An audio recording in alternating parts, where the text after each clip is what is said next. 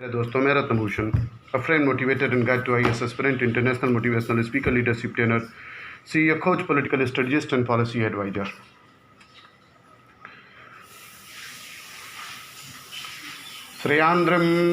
श्रेयांद्र व्यम्याद यज्ञागनः परंतम सर्वकर्माखिलं पार्थ ज्ञाने परिसमाप्ते।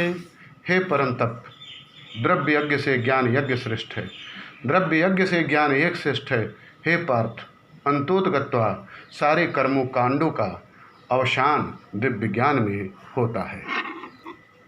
इस श्लोक को मैंने श्रीमद् भगवद गीता से यथारूप से लिया था। दोस्तों, now the one of the beautiful quote of Dale Carnegie की पुस्तक है लोक व्यवहार प्रभावशाली व्यक्तित्व की कला। बहुत ही अच्छी पुस्तक है जिसको मैं आपको शेयर कर रहा हूँ कुछ पॉइंट इसको। अगर आपकी गलतियों पर कोई आपको डांटने वाला है तो क्या यह बेहतर नहीं होगा कि हम ऐसा होने से पहले ही खुद अपनी गलती मान लें, अपनी बुराई करने लगे बजाय इसके कि सामने वाली हमारी बुराई करे और हमें अपनी गलतियाँ बताए, अपने बारे में उन सारी गलतियों का जिक्र करे, अपने बारे में उन सारी गलतियों का जिक्र करे जो आपके हिसाब से सामने वाला कहने वाला है या सोच रहा है, और बिना उसे मौका दिए खुद ही ये काम कर ले। 100 में से 99 बार सामने वाला आपके प्रति उदार क्षमापूर्ण दृष्टिकोण अपनाएगा और आपकी गलतियों को कम करके बताएगा। Most important news of today's are शांति वार्ता के बीच अफगानिस्तान के 18 प्रांतों में तालिबान ने किया हमला। कतर की राजधानी दोहा में चल रही अफगान वार्ता के बीच तालिबान द्वारा अफगानिस्तान के 18 प्रांतों में सुरक्षा बलों पर हमला किए जाने का पता चला है। रक्षा मंत्रालय के प्रवक्ता रुहुल्ला अहमदजा के मुताबिक ज़्यादातर हमले कुंदूज, हेलमंद, बाल्क, जवाजान, फरियाब, घोर, हेरात, गजनी, उरुजगान प्रांत में हुए। उन्होंने बताया कि इन हमलों का सुरक्षा बलों ने जोरदार जवाब दिया जिसमें आतंकी संगठन को अच्छा खासा नुकसान हुआ। बता दें कि दशकों से चले आ रहे संघर्ष को समाप्त करने के उद्देश्य से शनिवार से अफगान वार्ता शुरू हुई है। बातचीत में अफगानिस्तान सरकार की तरफ से अब्दुल्ला के नेतृत्व में एक समिति भाग ले रही है। वहीं तालिबान ने भी एक प्रतिनिधि मंडल भेजा है। यह बातचीत इसी साल 29 फरवरी को अमेरिका और तालिबान के बीच हुए समझौते के तहत हो रही है।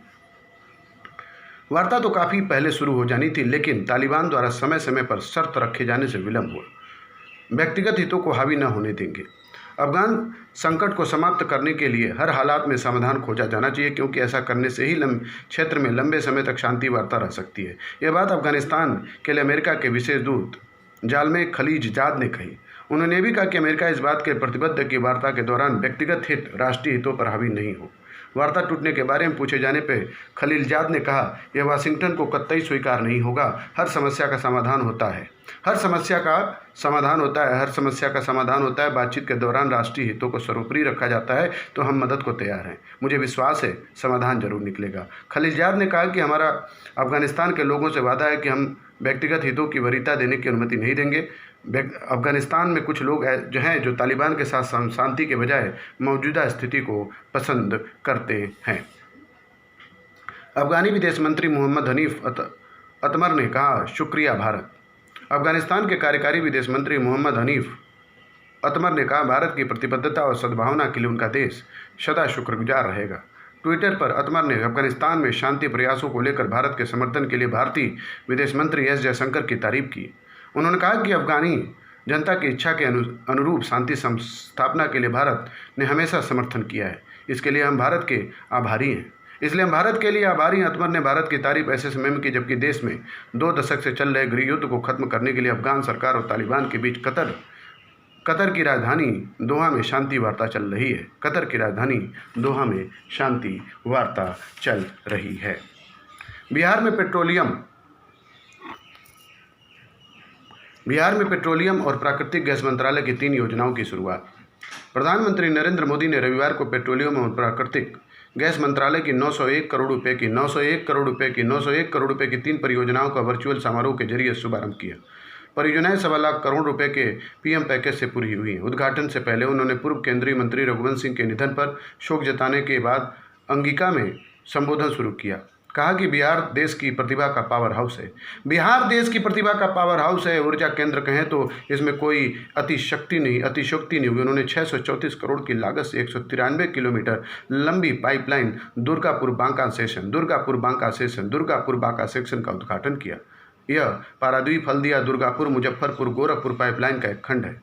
बांका में 131 करोड़ की लागत से एलपीजी बॉटलिंग प्लांट जनता को समर्पित किया। उसके साथ ही 136 करोड़ रुपए की लागत से पूर्वी चंपारण जिला में सुगौली में एलपीजी प्लांट का शुभारंभ किया। उन्होंने कहा कि सीएनजी से स्वच्छ यातायात सुविधा को बढ़ावा मिलेगा, वहीं पीएनजी से धुआं रहित किचन के आंदोलन को गति मिलेगी।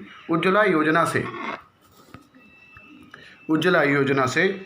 योजना से 8 करोड़ गरीब के जीवन में क्या परिवर्तन आया है, इसकी कल्पना कीजिए। कोरोना काल का जिक्र करते हुए मोदी ने कहा कि संक्रमण के खतरों के बावजूद आज भी हम सिलेंडर की सप्लाई चेन बनाए हुए हैं। 1.25 करोड़ करीब परिवारों को मुफ्त गैस कनेक्शन और सिलेंडर की सुविधा मुहैया कराया गया है।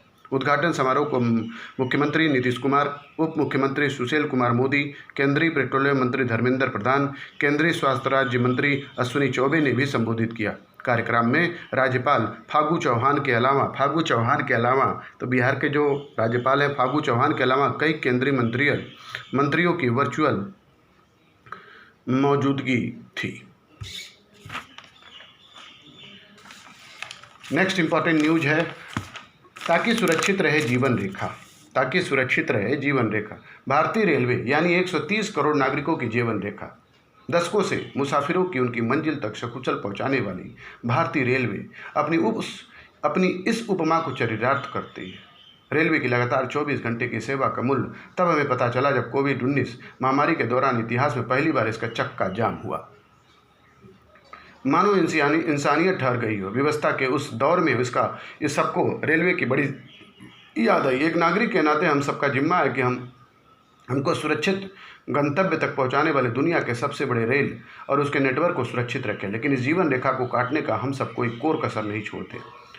उसकी ज़मीनों पर अतिक्रमण कर लेते हैं, देखते देखते झुग्गियां बस जाती हैं, ये अपराध के बड़े केंद्र में तब्दील हो जाते हैं। रेलवे की संपत्तियों के अवैध अतिक्रमण का फलसफा यही नहीं रुकता। रेलवे ट्रैक को गंदा करना, कचरा फैलाना, चोरी चकारी जैसे तमाम तरह के अपराधों के ये इलाके अभयारण्य बन जाते हैं। पर्यावरण तो प्रदूषित होता ही है, कम जगह गंदगी और सीलन में रहने के चलते संक्रामक बीमारियों के भी केंद्र बन जाते हैं। कभी अदालत ने सख्ती दिखाई तो बड़े वोट बैंक में तब्दील इन बस्तियों पर सियासत शुरू हो जाती है। इससे अतिक्रमण रोकने के प्रयास रुक जाते हैं। अब जब दिल्ली के रेलवे ट्रैक पर अतिक्रमण के संदर्भ में सुप्रीम कोर्ट ने कहा न तो कोई कोर्ट इसे स्टे करेगी, न ही राजनीतिक दखल मंजूर होगा, तो नियम कानूनों के अतिक्रमण वाले इस विज्ञापन में उम्मीदों की किरणें दिखाई देती है। जिम्मेदारी और जवाबदेही तो तय करनी पड़ेगी कि आखिर रेलवे के बेशकीमती ज़मीनों पर जब अतिक्रमण की बुनियाद रखी जा रही थी तो किस महकमे ने अपनी आंखें बंद कर इसे होने दिया। सुप्रीम कोर्ट का ये फैसला देश भर की जीवन रेखा पर हुए अतिक्रमण पर एक सीख है। आइए इन लोगों, महकमों और संस्थाओं की पहचान करें जो भारतीय रेलवे की पहचान मिटाने में आमदा है। 2017 के सरकारी आंकड़ों के अनुसार देश भर में 31,063 भूखंड रेलवे के कब्जे में, जिनका विस्तार 2,929 वर्ग किलोमीटर में है। दोस्तों, रेलवे हमारी संपत्ति है। दोस्तों, हमारी रेलवे हमारी जीवन रेखा है। दोस्तों, रेलवे को अगर हम लोग कहें तो हमारे लिए सब कुछ है, और इसको सुरक्षित, सुव्यवस्थित बनाए रखना ये केवल सरकार का काम नहीं है, हम सभी का काम है, और इसमें कोई राजनीति नहीं होना चाहिए। रेलवे केंद्र के क्षेत्राधिकार में आता है, जबकि उसकी संपत्तियां राज्यों में स्थित हैं। रेलवे की संपत्तियों की सुरक्षा के लिए आरपीएफ के जवान स्टेशनों पर तैनात होते हैं, लेकिन आवश्यकता के मुकाबले उनकी संख्या नाकाफ़ी होती है। राज्य पुलिस पर भी उदासीनता के आरोप लगते रहे हैं। अतिक्रमण हटाने के लिए रेलवे अक्सर अभियान चलाता है, लेकिन पुनर्वास की व्यवस्था आड़े आ जाती है। कई बार कब्जाधारी समूह के रूप में अतिक्रमण का जोरदार विरोध करते हैं तो हटाने गई टीम को खाली हाथ लौटना पड़ता है। अगर कब्जे हटाने में रेलवे को सफलता भी मिलती है तो अक्सर अतिक्रमणकारी फिर से कब्जा कर लेते हैं। देश का सबसे बड़ा भूपति भारतीय रेलवे के पास देश से सबसे ज़्यादा जमीन है। रेलवे मंत्रालय के पास गोवा व दिल्ली से ज़्यादा भूमि है। गोवा या दिल्ली से ज़्यादा भूमि है। मार्च 2019 तक के उपलब्ध आंकड़ों के अनुसार रेलवे 4.78 लाख हेक्टेयर ज़मीन का मालिक है। उसके पास उपलब्ध ज़मीन कई राज्यों से ज़्यादा है। गोवा के पास 3.7 लाख हेक्टेयर, जबकि दिल्ली के पास कुल 1.48 लाख हेक्टेयर उपलब्ध है। वर्ष 2017 के सरकारी आंकड़ों के अनुसार देश में 31,063 भूखंड रेलवे के कब्जे में है, जिनका विस्तार 2,929 वर्ग किलोमीटर में है। लोक लेखा समिति को मिली थी गड़बड़ियाँ। 1918-19 के दौरान लोक लेखा समिति ने पाया था कि 14 रेलवे जोनों के 4% लैंड प्लाट गुम हो चुके हैं, जबकि 12 जोनों के लैंड प्लान के क्षेत्रफल का उल्लेख नहीं किया गया था। इस पर समिति ने रेलवे को उसकी जमीन के रिकॉर्ड को दुरुस्त रखने और वेबसाइट पर अपलोड करने के सुझाव दिए थे। साथ ही अतिक्रमण को हटाने के लिए रेल मंत्रालय के